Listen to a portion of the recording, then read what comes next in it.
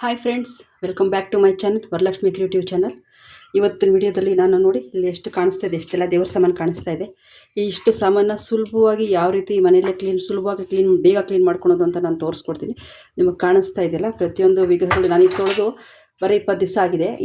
ಈಗ ತೊಳೆದ ಹಾಗೆ ನೀಟಾಗಿ ಎಷ್ಟು ನೀಟಾಗಿ ಚೆನ್ನಾಗಿದೆ ನೋಡಿ. ದೇವ್ರ ಸಾಮಾನುಗಳೆಲ್ಲ ಒಂಚೂರು ಕಪ್ಪಗಾಗಲ್ಲ ನೋಡಿ, ಎಷ್ಟು ನೀಟಾಗಿದೆ. ಈಗ ಫ್ರೆಶ್ ಆಗಿ ತೊಳೆದು ರೆಡಿ ಮಾಡ್ದಂಗಿದೆ. ಈಗ ನಾನು ಈ ದೇವ್ರ ಸಾಮಾನೆಲ್ಲ ತೊಳೆದು 20 ಡೇಸ್ ಆಗಿದೆ. ನಾನು ಎವ್ರಿ 20 ಡೇಸ್ಗೆ ಒಂದ್ಸರಿ ನಾನು ದೇವ್ರ ಸಾಮಾನೆಲ್ಲ ತೊಳಿತೀನಿ. ಈ ದೀಪಗಳು ಇಂಥವು ಮಾತ್ರ ಜಾಸ್ತಿ ಇದಾಗಿರ್ತವೆ, ಗಲೀಜಾಗಿರ್ತವೆ. ಇನ್ನು ಐಟಮ್ ದೇವರ ವಿಗ್ರಹಗಳೆಲ್ಲ ಸ್ಪಷ್ಟವಾಗಿ ಎಷ್ಟು ನೀಟಾಗಿ ಕಾಣಿಸ್ತಾ ಇದೆ ನೋಡಿ. ಇದನ್ನು ಯಾವ ರೀತಿ ನಾನು ಕ್ಲೀನ್ ಮಾಡ್ಕೊಳ್ತೀನಿ, ಅದಕ್ಕೆ ಯಾವ ಸೊಲ್ಯೂಷನ್ ಯೂಸ್ ಮಾಡ್ತೀನಿ ಅಂತ ನಾನು ಇವತ್ತು ನಿಮಗೆ ವಿಡಿಯೋದಲ್ಲಿ ತೋರಿಸ್ಕೊಡ್ತೀನಿ.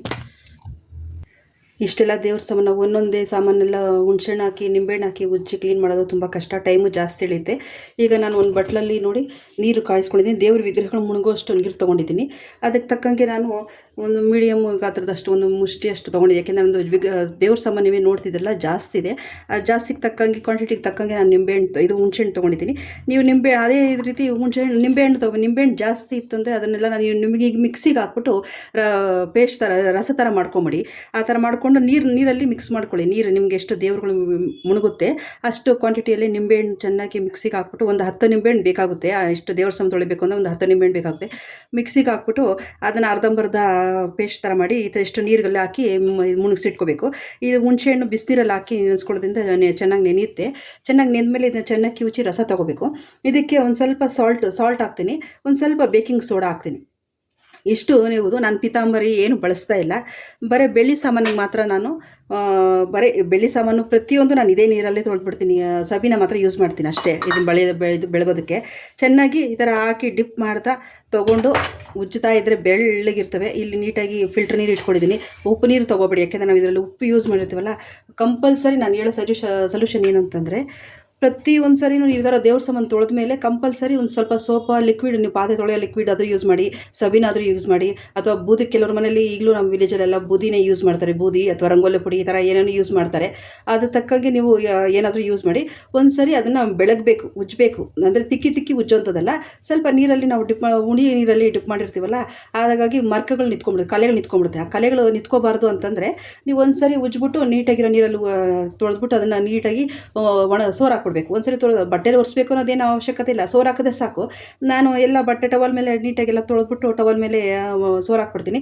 ನೀಟಾಗಿರ್ತವೆ ನೋಡಿ. 20 ದಿವಸ ಆದರೂ ಒಂಚೂರು ಕೂಡ ಕಲರು ಇದಾಗಿ ಕಪ್ಪು ತಿರುಗಿಲ್ಲ. ವಿಗ್ರಹಗಳು ಎಷ್ಟು ಸ್ಪಷ್ಟವಾಗಿ ಎಷ್ಟು ಚೆನ್ನಾಗಿದ್ದಾವೆ ನೋಡಿ. ನೀವು ಇದೇ ಥರನೇ ಇದು ಮಾಡಿ. ನಾನು ಈಗ ಹುಣ್ಸೆಹಣ್ಣು ಏನು ಹಾಕ್ಕೊಂಡಿದ್ದೀನಿ, ಅದು ಸ್ವಲ್ಪ ನೆನೀಲಿ. ಈಗ ನೋಡಿ, ಬಿಸಿನೀರಲ್ಲಿ ಹುಣ್ಸೆಹಣ್ಣು ನೆನೆಸ್ಕೊಂಡಿದ್ದೀನಿ, ಚೆನ್ನಾಗಿ ನೆಂದಿದೆ. ಈಗ ಈ ನೀರನ್ನೆಲ್ಲ ಹುಣ್ಸೆಹಣ್ಣೆಲ್ಲ ನಾನು ಸ್ಟ್ರೈನರಲ್ಲಿ ಹಾಕಿ ನೀಟಾಗಿ ಸ್ಟ್ರೈನ್ ಮಾಡ್ಕೊತಾ ಇದ್ದೀನಿ. ಇದು ಚೆನ್ನಾಗಿ ಕಿವುಚಿ ರಸ ತೊಗೋಬೇಕು. ನಾನು ಇದಕ್ಕೆ ಇಲ್ಲಿ ನನ್ನ ದೇವ್ರ ಸಾಮಾನುಗಳೆಲ್ಲ ಆದಷ್ಟು ಬೆಳ್ಳಗೆ ಇದ್ದಾವೆ. ನೀವೇ ನೋಡ್ತಾ ಇದ್ದೀರಲ್ಲ, ನೀಟಾಗಿ ಬೆಳ್ಳಗಿದೆ. ಪೂರ್ತಿ ಕಪ್ಪಗಾಗ್ಬಿಟ್ಟಿತ್ತು, ನೀವು ಬಳಸಿದ್ರೇ ಇಟ್ಬಿಟ್ಟಿದ್ದೀರಾ ಅಂತಂದರೆ ಮಾತ್ರ ಸೋಡಾ ಮತ್ತು ಉಪ್ಪನ್ನ ಯೂಸ್ ಮಾಡಿ. ರೆಗ್ಯುಲರಾಗಿ ಬಳಸೋಂಥ ದೇವ್ರ ಸಾಮಾನಿಗೆಲ್ಲ ಸೋಡಾ ಉಪ್ಪು ಬಳಸೋ ಅವಶ್ಯಕತೆ ಇಲ್ಲ. ಬರೀ ಹುಣ್ಸೆಹಣ್ಣು ನೀರು ಅಥವಾ ನಿಂಬೆಹಣ್ಣು ನೀರಲ್ಲಿ ಡಿಪ್ ಮಾಡಿಬಿಟ್ಟು ಸಬೀನಾ, ಅದ್ರ ಜೊತೆ ನಾನು ಒಂದು ಸೀಕ್ರೆಟ್ ಪೌಡ್ರ್ ಯೂಸ್ ಮಾಡ್ತೀನಿ. ಪೌಡ್ರಿ ಅಂದರೆ ಸೀಕ್ರೆಟ್ ಏನಿಲ್ಲ, ಬರೀ ಕೋಲ್ಗೇಟ್ ಪೌಡರ್ ಅಷ್ಟೇ. ಕೋಲ್ಗೇಟ್ ಪೌಡರ್ ಯೂಸ್ ಮಾಡಿದ್ರೆ ಪಾತ್ರೆಗಳೆಲ್ಲ ಪಳ ಅಂತ ಹೊಡಿತೀವಿ. ನಾನು ಅದೊಂದೇ ಯೂಸ್ ಮಾಡೋದು. ಸಬೀನಾ ಜೊತೆ ಕೋಲ್ಗೇಟ್ ಪೌಡರ್ ಯೂಸ್ ಮಾಡ್ತೀನಿ. ಪೀತಾಂಬರಿ ಏನು ಬೇಡ, ಏನು ಬೇಡ. ಕೋಲ್ಗೇಟ್ ಪೌಡರ್ ಒಂದು ಯೂಸ್ ಮಾಡಿಬಿಟ್ರೆ ಬೆಳ್ಳಿ ಪಾತ್ರೆಗಳು, ತಾಮ್ರದ ಪಾತ್ರೆ, ಹಿತ್ತಾಳೆ ಪಾತ್ರೆಗಳೆಲ್ಲ ಪಳ ಅಂತ ಹೊಳಿತಾ ಇರ್ತವೆ. 20 ದಿವಸ ಆದರೂ ಒಂದು ಸ್ವಲ್ಪ ಕೂಡ ಕಪ್ಪಗಾಗಲ್ಲ, ಅಷ್ಟು ಚೆನ್ನಾಗಿರ್ತವೆ. ನೀವು ಜಾಸ್ತಿ ಕಪ್ಪಗಾಗಿತ್ತು ಅಂದ ಪಕ್ಷದಲ್ಲಿ ಮಾತ್ರ ಯೂಸ್ ಮಾಡಿ. ಆಮೇಲೆ ನಿಮ್ಮ ಸೋಡಾ ಮತ್ತು ನಿಂಬೆಹಣ್ಣು ಉಪ್ಪು ಯೂಸ್ ಮಾಡೋಂಗಿದ್ಮೇಲೆ ತಕ್ಷಣ ತೊಳೆದ್ಬಿಡು, ಇಮಿಡಿಯೇಟ್ಲಿ ತೊಳಿಬೇಕು. ಯಾಕೆಂದರೆ ಉಪ್ಪು ಅಂತಂದರೆ ಅದು ಕರೆ ಕಟ್ಕೊಳೋದು ಸಾಮಾನ್ಯವಾಗಿ ಬೆಳ್ಳಗಾಗುತ್ತೆ. ಬಟ್ ಅದು ಒಂದು 10 ನಿಮಿಷಕ್ಕೆಲ್ಲ ಮತ್ತೆ ಫುಲ್ಲು ಕಪ್ಪಗಾಗ್ಬಿಡುತ್ತೆ. ನೀವು ಬೇಕಾದರೆ ತೊಳೆದ್ಬಿಟ್ಟು ಒಂದು ಇಡೀ ಒರೆಸ್ತೀರಿ, ಮಾಮೂಲಿ ನೀರಲ್ಲೇ ತೊಳೆದ್ಬಿಟ್ಟು ಇಡಿ, ಒಂದು 10 ನಿಮಿಷಕ್ಕೆಲ್ಲ ಕಲರೆಲ್ಲ ಡಿಮ್ ಆಗಿಬಿಡುತ್ತೆ. ಆವಾಗ ನಿಮಗೆ ಗೊತ್ತಾಗುತ್ತೆ ಉಪ್ಪು ಅಥವಾ ಸೋಡಾದಲ್ಲಿ ನಾವು ತೊಳೆದಿರೋ ನೀರು ಯಾವ ಥರ ಬೇಗ ಸಾಮಾನುಗಳಲ್ಲಿ ಯಾವ ಥರ ಡಿಮ್ ಆಗುತ್ತೆ ಅಂತ. ನೀವು ಹಂಗೇನೋ ತೊಳಿಬೇಕು ಅಂತಿದ್ದರೆ ಸ್ವೀಟ್ ವಾಟರ್ ಯೂಸ್ ಮಾಡಿ, ಹಾರ್ಡ್ ವಾಟರ್ ಯೂಸ್ ಮಾಡಬೇಡಿ. ತಕ್ಷಣ ಒಬ್ಬರು ತೊಳೆದು ಕೊಡ್ತಾಯಿದ್ರು, ಒಬ್ಬರು ತಕ್ಷಣ ಒರೆಸಿ ಇಟ್ಕೊಳಂಗಿದ್ರೆ ನೀವು ಯೂಸ್ ಮಾಡಿ. ಈಗ ನೋಡಿ, ನಾನು ಸಬೀನ ಪೌಡ್ರ್ ತೊಗೊಂಡು ಹುಣ್ಸೆಹಣ್ಣು ಕಿವುಚಿದ್ದೀನಿ. ನಿಮಗೆ ಈ ವಿಡಿಯೋದಲ್ಲಿ ತೋರ್ಸೋಕ್ಕೋಸ್ಕರ ನಾನು ಸಾಲ್ಟು ಮತ್ತು ಸೋಡಾನ ಯೂಸ್ ಮಾಡ್ತಾ ಇರೋದು. ನಾನು ರೆಗ್ಯುಲರಾಗಿ ಸಾಲ್ಟು ಮತ್ತು ಸೋಡಾ ಯೂಸ್ ಮಾಡಲ್ಲ. ಎವ್ರಿ ಒಂದು ಇಯರ್ಗೆ ಒಂದು ಸರಿ ನಾನು ಎಕ್ಸ್ಟ್ರಾ ಏನು ಈ ಸಾಮಾನು ಬಿಟ್ಟು ಎಕ್ಸ್ಟ್ರಾ ಏನು ತಾಮ್ರ ಸಾಮಾನು ಇದೆ ಯೂಸ್ ಮಾಡ್ತೀನಿ, ಆ ಸಾಮಾನುಗಳು ಮಾತ್ರ ನಾನು ಜಾಸ್ತಿ ಯೂಸ್ ಮಾಡಲ್ವಲ್ಲ, ಅದಕ್ಕೆ ಕಪ್ಪಗಾಗ್ಬಿಟ್ಟಿರ್ತವೆ, ಅವಕ್ಕೋಸ್ಕರ ಮಾತ್ರ ನಾನು ಯೂಸ್ ಮಾಡ್ತೀನಿ. ರೆಗ್ಯುಲರಾಗಿ ಯೂಸ್ ಮಾಡೋಂಥ ದೇವ್ರ ಸಾಮಾನುಗಳಿಗೆಲ್ಲ ಸೋಡಾ ಮತ್ತು ಉಪ್ಪು ಅವಶ್ಯಕತೆ ಇಲ್ಲ. ಈಗ ನಾನು ತೋರಿಸಿದ ನೋಡಿ ನಿಮಗೆ ವಿಡಿಯೋದಲ್ಲಿ ತೋರ್ಸೋಕ್ಕೋಸ್ಕರ ಆಗ್ತಾಯಿದ್ದೀನಿ. ಇದರಲ್ಲಿ ನಾನು ಸ್ವಲ್ಪ, ಯಾಕೆಂದರೆ ನನಗೆ ಬೇಕಿಲ್ಲ, ನಾನು ನಿಮಗೆ ತೋರ್ಸೋಕ್ಕೋಸ್ಕರ ಕಮ್ಮಿ ಕ್ವಾಲಿಟಿಯಲ್ಲಿ ತೊಗೊತಾ ಇದ್ದೀನಿ. ನಿಮ್ಗೆ ಜಾಸ್ತಿ ಡರ್ಟಿ ಆಗಿಬಿಟ್ಟಿತ್ತು, ಕಪ್ಪಗಾಗ್ಬಿಟ್ಟಿತ್ತು, ಉಜ್ಜೋಕ್ಕಾಗಲ್ಲ ಅನ್ನೋದಂಗಿದ್ರೆ ಸೋಡಾ ಮತ್ತು ಉಪ್ಪನ್ನು ಸ್ವಲ್ಪ ಜಾಸ್ತಿ ಕ್ವಾಂಟಿಟಿಯಲ್ಲಿ ಯೂಸ್ ಮಾಡಿ.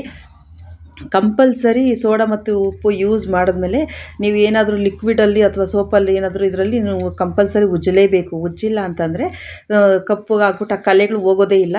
ತಿರ್ಗಿ ಮತ್ತೆ ಇನ್ನೊಂದು ಸರಿ ಹೊಸ್ದಾಗಿ ತೊಳೆಬೇಕು. ಈ ಥರ ನಾನು ಟ್ರೈ ಮಾಡಿ ನೋಡಿದ್ದೀನಿ, 2-3 ಥರ ಟ್ರೈ ಮಾಡಿ ನೋಡಿದ್ದೀನಿ ನಾನು ಈಗ ನೋಡಿದ್ದು ನಿಮ್ಗೆ ತೋರಿಸ್ತಾ ಇದ್ದೀನಿ. ನಿಮ್ಗೆ ಆಲ್ರೆಡಿ ನಮ್ಮದು ಚೊಂಬು ಬೆಳ್ಳಗೆ ಇದ್ದಾವೆ, ನಾನು ಆದರೂ ನಿಮ್ಗೆ ಒಂದ್ಸರಿ ತೋರಿಸ್ದೆ ನೋಡಿ. ನಾನು ಆ ಕುಂಕುಮ ಇವೆಲ್ಲ ಏನು ಕ್ಲೀನ್ ಮಾಡ್ಕೊಂಡಿಲ್ಲ, ಹಂಗೆ ಡೈರೆಕ್ಟಾಗಿ ನೀರುಗಳಲ್ಲಿ ಹಾಕಿದ್ದೀನಿ. ಕೈಯಲ್ಲಿ ಉಜ್ಜುತ್ತಾ ಇದ್ದರೆ ಕೊಳೆ ಎಲ್ಲ ಎಷ್ಟು ನೀಟಾಗಿ ಹೋಗ್ತಾ ಇದೆ, ನಿಮಗೆ ಗೊತ್ತಾಗ್ತೈತಲ್ಲ. ಇದೇನು ತಿಕ್ಕಿ ತೊಳೆಯೋಂಥ ಅವಶ್ಯಕತೆ ಇಲ್ಲ. ಮಾಮೂಲಿ ಪಾತ್ರೆ ತೊಳೆದಂಗೆ ಸಬೀನ ಹಾಕಿ ತೊಳೆದ್ಬಿಟ್ರೇ ಆಯಿತು. ಯಾರೆಲ್ಲ ನನ್ನ ಚಾನಲ್ ಸಬ್ಸ್ಕ್ರೈಬ್ ಮಾಡ್ಕೋತಾರೆ ನೋಡ್ತಾರೆ, ದಯವಿಟ್ಟು ಸಬ್ಸ್ಕ್ರೈಬ್ ಮಾಡ್ಕೊಂಡು ನೋಡಿ ಫ್ರೆಂಡ್ಸ್. ಇರೋದು ಒಂದೇ ಚಾನಲ್ಲು, ಹಾಗಾಗಿ ನನಗೆ ಗೊತ್ತಿರೋಂಥ ಕಲ್ತಿರೋಂಥ ವಿಷಯಗಳನ್ನೆಲ್ಲನೂ ಪ್ರತಿಯೊಂದನ್ನು ನಾನು ಒಂದೇ ಚಾನಲಲ್ಲೇ ಶೇರ್ ಮಾಡಬೇಕು. ಒಬ್ಬೊಬ್ಬರಿಗೆ ಸ್ಟಿಚಿಂಗ್ ವಿಡಿಯೋ ಇಷ್ಟ ಆಗುತ್ತೆ, ಒಬ್ಬೊಬ್ಬರಿಗೆ ಕುಚ್ಚು ಕಟ್ಟೋದು, ವರ್ಕ್ ಹಾಕೋದು, ಎಂಬ್ರಾಯ್ಡಿಂಗ್ ಮಾಡೋದು, ಅಥವಾ ಈ ಥರ ಕಿಚನ್ದು ಟಿಪ್ಸ್ ಎಲ್ಲ ಇಷ್ಟ ಆಗುತ್ತೆ. ಯಾರೇನೆಲ್ಲ ನನ್ನ ಚಾನಲ್ ಯಾವ್ಯಾವ ಟಾಪಿಕಲ್ಲಿ ಇಷ್ಟಪಟ್ಟು ಸಬ್ಸ್ಕ್ರೈಬ್ ಮಾಡೋದು, ದಯವಿಟ್ಟು ಸಬ್ಸ್ಕ್ರೈಬ್ ಮಾಡ್ಕೊಂಡು ನೋಡ್ತಾ ಇರಿ. ನಾನು ಪ್ರತಿಯೊಂದು ಟಾಪಿಕಲ್ಲೂ ನಾನು ವಿಡಿಯೋಸ್ನ ಅಪ್ಲೋಡ್ ಮಾಡೋಕ್ಕೆ ಪ್ರಯತ್ನ ಪಡ್ತೀನಿ. ಈಗ ಕೆಲವರು ಸ್ಟಿಚಿಂಗ್ ವಿಡಿಯೋಸ್ ಕೇಳಿದ್ದಾರೆ, ಹಾಗಾಗಿ ನನಗೀಗ ಹಬ್ಬದ ಟೈಮು ಸೀಸನ್ ಆಗಿರೋದನ್ನ ಸ್ಟಿಚಿಂಗ್ ವಿಡಿಯೋಸ್ ಹಾಕೋಕ್ಕಾಗಲ್ಲ. ನಾವು ಖಂಡಿತ ವಿಡಿಯೋಗಳಂತೂ ಎಲ್ಲನೂ ಮಾಡ್ಕೊತೀನಿ. ಆದಮೇಲೆ ಹಬ್ಬ ಆದಮೇಲೆ ಸ್ಟೆಪ್ ಬೈ ಸ್ಟೆಪ್ ನಾನು ಅಪ್ಲೋಡ್ ಮಾಡ್ತೀನಿ. ಈ ವಿಡಿಯೋದಲ್ಲಿ ಯಾಕೆ ಅದನ್ನೆಲ್ಲ ಮೆನ್ಷನ್ ಮಾಡಿ ಹೇಳ್ತಾ ಇದ್ದೀನಿ ಅಂದರೆ, ಪ್ರತಿಯೊಂದು ವಿಡಿಯೋದಲ್ಲೂ ನಾನು ಮೆನ್ಷನ್ ಮಾಡಿ ಹೇಳೋಕ್ಕಾಗಲ್ಲಲ್ವ, ಹಾಗಾಗಿ ಈ ಟೈಮಲ್ಲಿ ನಾನು ಹೇಳ್ತಾ ಇದ್ದೀನಿ. ಸಪೋರ್ಟ್ ನಮಗೆ ತುಂಬ ಮುಖ್ಯ. ದಯವಿಟ್ಟು ನನ್ನ ಚಾನಲ್ನ ಸಬ್ಸ್ಕ್ರೈಬ್ ಮಾಡಿ. ನೀವು ವಿಡಿಯೋಗೆ ಒಂದು ಲೈಕ್ ಕೊಡೋದ್ರಿಂದ ಬೇರೆಯವ್ರಿಗೆ ಶೇರ್ ಆಗುತ್ತೆ ಫ್ರೆಂಡ್ಸ್. ದಯವಿಟ್ಟು ಒಂದು ವಿಡಿಯೋ ಇಷ್ಟ ಆಯಿತು ಅಂದರೆ ಒಂದು ಲೈಕ್ ಕೊಡಿ. ಈಗ ನೋಡಿ, ಕೈಯಲ್ಲಿ ಸುಮ್ಮನೆ ನಾನು ಜಾಸ್ತಿ ತಿಕ್ಕಿಲ್ಲ, ಸ್ವಲ್ಪ ಸಬೀನ ಪೌಡ್ರ್ ಹಾಕ್ಕೊಂಡು ಉಜ್ಜಿದ್ದೀನಿ. ಆಗ ಅಷ್ಟಕ್ಕೆ ಬೆಳ್ಳಗಾಗಿದ್ದಾವೆ ಈ ಪಾತ್ರೆಗಳೆಲ್ಲ. ನೀವು ನೋಡ್ತಾ ಇದ್ರಲ್ಲ ಫ್ರೆಂಡ್ಸ್, ಎಷ್ಟು ಬೆಳ್ಳಗಿರ್ತವೆ. ನೀವು ಕೋಲ್ಗೇಟ್ ಪೌಡರ್ ಒಂದು ಯೂಸ್ ಮಾಡಿದ್ರೆ ಸಾಕು, ಒಂದು ಸ್ವಲ್ಪ ಹುಳಿ ಹಾಕ್ಬಿಟ್ಟು ಪಾತ್ರೆಗಳೆಲ್ಲ ಚಿನ್ನ ಇದ್ದಂಗೆ ಇರ್ತವೆ, ಅಷ್ಟು ನೀಟಾಗಿರುತ್ತೆ, ಚೂರು ಕೂಡ ಕಪ್ಪಗಾಗಲ್ಲ, ಎಷ್ಟು ನೀಟಾಗಿರ್ತವೆ ನೋಡಿ. ಈ ಹಬ್ಬದ ಟೈಮಲ್ಲಿ ಈಗ ಮೇಲೆ ಸಿಲ್ವರ್ ತಾಮ್ರದ ಪಾತ್ರೆಗಳು, ಹಿತ್ತಾಳೆ ಪಾತ್ರೆಗಳೆಲ್ಲ ಜಾಸ್ತಿ ಇರುತ್ತೆ. ಆ ಥರ ಇರೋರು ಈ ಟ್ರಿಕ್ನ ಯೂಸ್ ಮಾಡಿ. ನೀವು ಆ ಥರ ಬಳಸೋಂಗಿದ್ರೆ ಉಪ್ಪು ಹಾಕಿ ಒಂದು ಸ್ವಲ್ಪ ಬಳಸ್ಬಿಟ್ಟು ತಕ್ಷಣ ಬರೀ ಉಪ್ಪೊಂದು ಹಾಕಿದ್ರೇ ಸಾಕು, ಸೋಡಾನ ಹಾಕೋ ಅವಶ್ಯಕತೆ ಇರಲ್ಲ. ಕೆಲವರು ಹಾರ್ಪಿಕ್ ಎಲ್ಲ ಹಾಕ್ತಾರೆ, ಅದೆಲ್ಲ ಪೂರ್ತಿ ಕಪ್ಪಗಾಗಿ ಒಂಥರ ಗ್ರೀನ್ ಕಲರ್ ಪಾಚಿ ಥರ ಕಟ್ಕೊಂಡಿರುತ್ತಲ್ಲ, ಅಂಥ ಸಾಮಾನುಗಳಿಗೆ ಅವನ್ನ ಹಾಕಿ ಯೂಸ್ ಮಾಡಿ. ರೆಗ್ಯುಲರಾಗಿ ಯೂಸ್ ಮಾಡೋಂಥ ಸಾಮಾನುಗಳಿಗೆ ಏನು ಅಂಥ ಅವಶ್ಯಕತೆ ಇಲ್ಲ, ಅವು ಬೆಳ್ಳಗೆ ಇರ್ತವೆ. ಮಾಮೂಲಿ ನೋಡಿ, ನಾನು ಟೂತ್ ಬ್ರಷಲ್ಲಿ ಉಜ್ತೀನಿ, ಯಾಕೆಂದರೆ ಆರ್ನಮೆಂಟ್ಸ್ ಇದೆಲ್ಲ ಇರುತ್ತಲ್ಲ, ಕೈಗೆಲ್ಲ ತುಂಬ ಚುಚ್ಚುತ್ತೆ ಫಾಸ್ಟಾಗಿ ಉಜ್ಜೋದ್ರಿಂದ. ಬೇಗ ತೊಳೆದ್ಬಿಡ್ಬೇಕು. ನೀವು ಸೋಡಾ ಹಾಕಿ ಉಪ್ಪು ಹಾಕಿ ತೊಳಿತೀನಿ ಅಂದರೆ ಬೇಗ ನೆನೆಸೋ ಹಾಗೆ ಇಲ್ಲ, ಒಂದು 10 ಡಿಪ್ ಮಾಡಬೇಕು, ಹಾಗೆ ತೊಗೊಂಡು ತೊಳೆದ್ಬಿಡ್ಬೇಕು. ಹಂಗೆ ನಾನು ನೆನೆಸಿದ್ರೆ ಅಂದರೆ ನೀವು ತೊಳೆದಿಟ್ಟಿದ್ದು ಒಂದು 10-12 ನಿಮಿಷಕ್ಕೆಲ್ಲನೂ ಐಟಮ್ಸ್ ಎಲ್ಲ ಫುಲ್ಲು ಕಪ್ಪಗಾಗ್ಬಿಟ್ಟು ಒಂಥರ ಮಚ್ಚೆಗಳ ಥರ ನಿಂತ್ಕೊಂಡ್ಬಿಡುತ್ತೆ ನೋಡಿ. ನಾನು ಡಿಪ್ ಮಾಡ್ತೀನಿ, ಹಂಗೇ ತೊಗೊಂಡು ತೊಳಿತಾ ಇದ್ದೀನಿ, ಅಷ್ಟಕ್ಕೆ ಸಾಕಾಗುತ್ತೆ.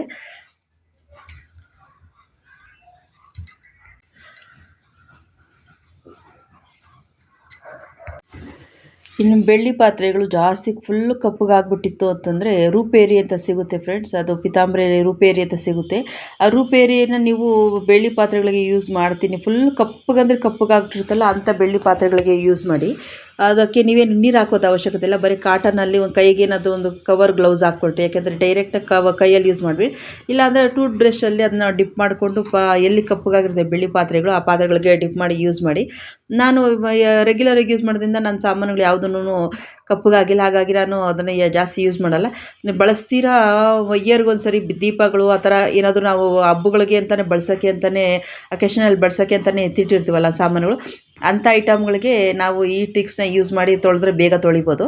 ಇನ್ನು ರೆಗ್ಯುಲರಾಗೆಲ್ಲ ಏನು ಅವಶ್ಯಕತೆ ಇಲ್ಲ. ರೂಪೇರಿ ಅದು ಈ ಹಿತ್ತಾಳೆ ಸಾಮಾನುಗಳಿಗೆ, ತಾಮ್ರ ಸಾಮಾನುಗಳಿಗೆಲ್ಲ ಯೂಸ್ ಆಗಲ್ಲ. ಅದು ಸ್ವಲ್ಪ ಸೋಕಿದ್ರು ಸಾಕು, ಕಪ್ಪಗಾಗ್ಬಿಡುತ್ತೆ. ಅದಾದಷ್ಟು ಸಪ್ರೇಟಾಗಿ ಬೆಳ್ಳಿ ಸಾಮಾನು ನೀವು ಆ ರೂಪೇರಿ ಯೂಸ್ ಮಾಡ್ತೀರಿ ಅಂದರೆ ಬೆಳ್ಳಿ ಸಾಮಾನುಗಳನ್ನ ಸಪ್ರೇಟಾಗಿ ಹಿತ್ತಾಳೆ ಸಾಮಾನುಗಳಿಂದ ದೂರ ಇಟ್ಟು ಸಪ್ರೇಟಾಗಿ ಯೂಸ್ ಮಾಡಿ. ಏಕೆಂದರೆ ಅದು ಕಾಲು ಚೈನು, ನೀವು ಚಿನ್ನದ ಉಂಗುರಗಳು, ಪ್ರತಿ ಬೆಳ್ಳಿ ಉಂಗುರಗಳು ಅಥವಾ ಬೆಳ್ಳಿದು ಕಾಲು ಚೈನು, ಏನು ಬೆಳ್ಳಿ ಐಟಮ್ಸ್ ಏನಿರುತ್ತೆ ಅದಕ್ಕೆಲ್ಲ ಯೂಸ್ ಆಗುತ್ತೆ. ನೋಡಿದ ಫ್ರೆಂಡ್ಸ್ ಎಷ್ಟು ಚೆನ್ನಾಗಿ ವಿಗ್ರಹಗಳೆಲ್ಲ ಎಷ್ಟು ಪಳಪಳ ಅಂತ ಹೊಳಿತಾ ಇದ್ದಾವೆ. ಬರೀ ಹುಣಸೆ ನೀರನ್ನೇ ಸಾಕು. ನೀವು ಸೋಡಾ, ನಾನು ಹೇಳಿದ್ನಲ್ಲ, ಸೋಡಾ ನೀವು ಬೇಕು ಅವಶ್ಯಕತೆ ಇದ್ದರೆ ಮಾತ್ರ ಯೂಸ್ ಮಾಡಿ. ಇನ್ನು ದೀಪಗಳಿಗಂತೂ ಜಾಸ್ತಿ ರೆಗ್ಯುಲರಾಗಿ ದೀಪಗಳು ಉರಿತಾನೆ ಇರುತ್ತೆ, ಅದು ಜಾಸ್ತಿ ಕಪ್ಪಗೆ ಆಗ್ಬಿಟ್ಟಿರ್ತವೆ. ಹಾಗಾಗಿ ಅವಕ್ಕಂತೂ ನೀನು ಚೆನ್ನಾಗಿ ಸ್ವಲ್ಪ ರಬ್ ಮಾಡಿ ಉಜ್ಲೇಬೇಕಾಗುತ್ತೆ ದೀಪಗಳು. ಈಗ ನೋಡಿ, ನಾನು ಎಲ್ಲ ಸಾಮಾನುಗಳೆಲ್ಲ ತೊಳೆದು ನೀಟಾಗಿ ಟವಲ್ ಮೇಲೇ ಸೋರು ಹಾಕಿದ್ದೀನಿ. ನಾನೇನು ಯಾವುದನ್ನು ಒರೆಸಿಲ್ಲ, ಎಲ್ಲ ಸೋರು ಹಾಕಿರೋದು ಅಷ್ಟೇ. ನೀರಲ್ಲಿ ಸೋರು ಹಾಕಿ ಸ್ವಲ್ಪ ಫ್ಯಾನ್ ಹಾಕಿದ್ದೀನಿ ಅಷ್ಟೇ, ನೀರು ಸೋರೋದಕ್ಕೆ. ನೋಡಿ ಎಲ್ಲ ಪಾತ್ರೆಗಳು ಎಷ್ಟು ಪಳಪಳ ಅಂತ ಹೊಳಿತಾ ಇದ್ದಾವೆ ಅಂತ. ಈ ಹಬ್ಬಗಳ ಟೈಮ್ ಬಂದರೆ ನಮಗೆ ಸ್ವಲ್ಪ ಪಾತ್ರೆಗಳು ತೊಳೆಯೋದು ಎಲ್ಲ ಸ್ವಲ್ಪ ಕೆಲಸದಲ್ಲಿ ಕೆಲಸ ಜಾಸ್ತಿ ಆಗಿಬಿಡುತ್ತೆ. ಈಗ ನೋಡಿ ವಿಗ್ರಹಗಳೆಲ್ಲ ಎಷ್ಟು ಚೆನ್ನಾಗಿದೆ ಅಂತ. ವಿಡಿಯೋ ಇಷ್ಟ ಆಯಿತು ಅಂದರೆ ಲೈಕ್ ಮಾಡಿ, ಫ್ರೆಂಡ್ಸ್ ಜೊತೆಲಿ ಶೇರ್ ಮಾಡಿ. ಫ್ರೆಂಡ್ಸ್, ಚಾನಲ್ನ ಸಬ್ಸ್ಕ್ರೈಬ್ ಆಗೋದು ಮಾತ್ರ ದಯವಿಟ್ಟು ಮರಿಬೇಡಿ. Thank you for watching friends.